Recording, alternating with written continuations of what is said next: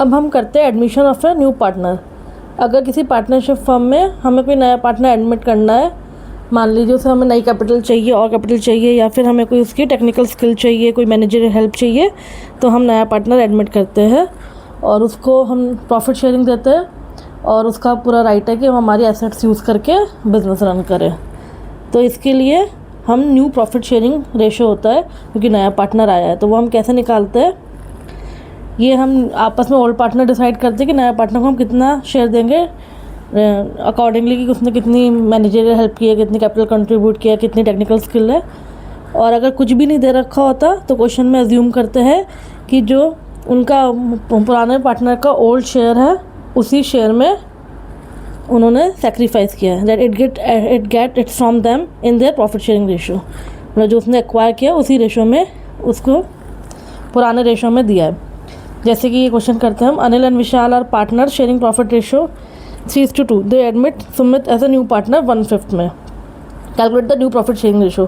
तो हमने माना कि उन्होंने 3:2 में ही उसको वो पार्ट दिया है, तो न्यू पार्टनर आया 1/5 में, तो रिमेनिंग कितना रह गया 1 - 1/5 4/5। तो 4/5 जो शेयर है अब वो 3:2 में डिवाइड कर लेंगे। बेसिकली पुराने पार्टनर का 3:2 ही रेशो रहेगा। इसमें अगर क्वेश्चन में कुछ भी नहीं दे रखा तो ये मानते हैं हम।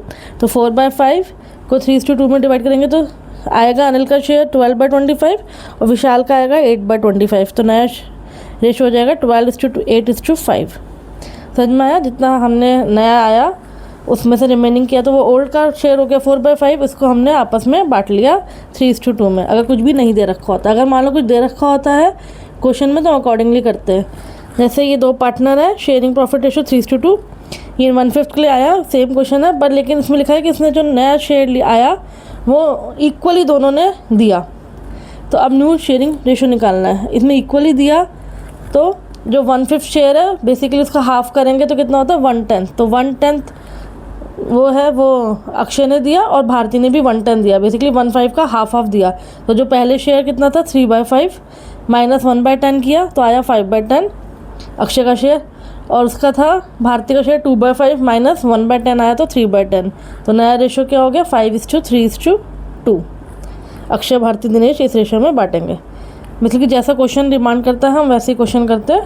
तो इसमें इसका सेक्रीफाइस क्या हो गया, सेक्रीफाइस रेशो क्या होता है, जो पुराना पार्टनर होता है उसने अपना जितना रेशो दिया होता है उसको बोलते हैं सेक्रीफाइस। उसने अपना रेशो सेक्रीफाइस किया होता है। पहले वो ज़्यादा एंजॉय कर रहा होता है प्रॉफिट रेशो, फिर बाद में उसका रेशो कम हो जाता है क्योंकि उसने नया पार्टनर को दे दिया।